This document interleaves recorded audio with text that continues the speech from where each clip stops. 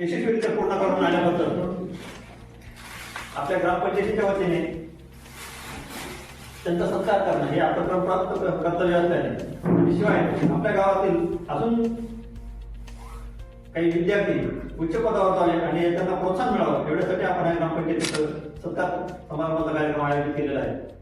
पंचायत तर्फे आयोजित केलेला चिरंजीव सुजित याचा हा सत्कार त्यानिमित्ताने आपण सगळे या ठिकाणी जमले. माननीय सरपंच, सन्माननीय उपसरपंच, त्याचप्रमाणे सदस्य आणि गावातील प्रतिष्ठित वयस्कर नागरिक भाऊ, त्याचप्रमाणे इतर सगळे बंधू आणि भगिनी.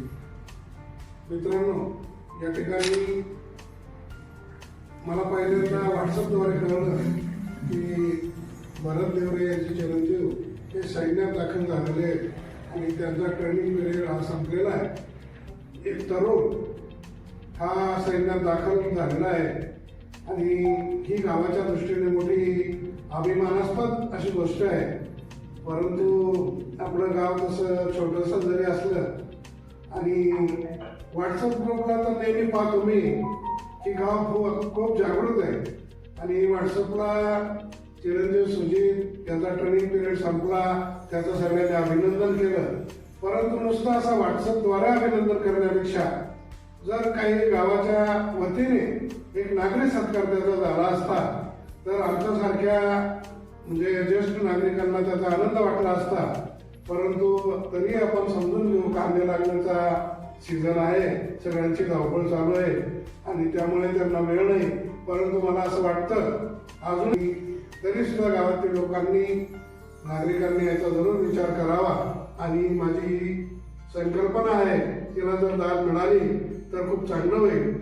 कारण मित्रांनो, गावातून एक तरुण जाणं, तरुण सैन्यामध्ये दाखल होणं ही खूप अभिमानाची गोष्ट आहे आणि त्याला त्या दृष्टीने इतरांनाही त्याचं एक प्रोत्साहन मिळेल आणि अजून काही जवान आपल्या देशाच्या सेवेसाठी सैन्यामध्ये दाखल होतील आणि त्यांचं भविष्य एक प्रकारचं उज्ज्वल होईल, देशाचं भविष्य उज्ज्वल होईल. अशा प्रकारची ही बाब या ठिकाणी मी नमूद करतो. आणि अगदी उजळतं का होईना मी मळ्यात चाललो होतो, दादांनी मला सरपंचांनी थांबवलं, त्याबद्दल मी त्यांचे आभार मानतो आणि आपल्या सगळ्यांच्या वतीने हार्दिक अशा शुभेच्छा देतो. उभे राहा.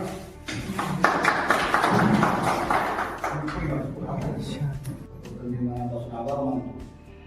आपल्या ग्रामपंचायतीकडून आपण एक नाविन्यपूर्ण कार्यक्रम म्हणून सुजितचा आपण सत्कार ठेवलेला आहे. खरं तर हा सत्कार ज्यावेळेस ट्रेनिंगला जाण्याच्या आधीच आमचं ग्रामपंचायत ठरलेलं होतं, पण ट्रेनिंगला गेल्यानंतर ते मागं पडलं. त्याच्यानंतर आम्ही भाऊसाहेबांनी आम्ही ठरवलं का सुजितचा सत्कार करायचा, पण मग काल संध्याकाळी ठेवणार होतो, पण मग भाऊसाहेब नसल्यामुळं आम्ही तो कॅन्सल सकाळी ठेवला.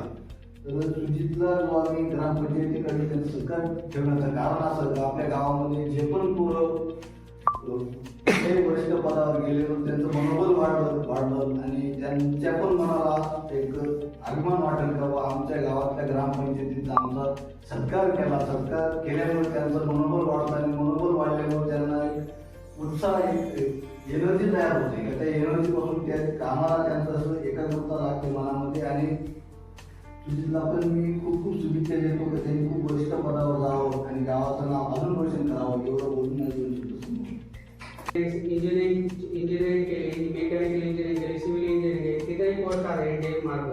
अशा पोरांनी तुम्ही पुढे शिकून आणि त्या मोठ्या पोस्ट घ्या.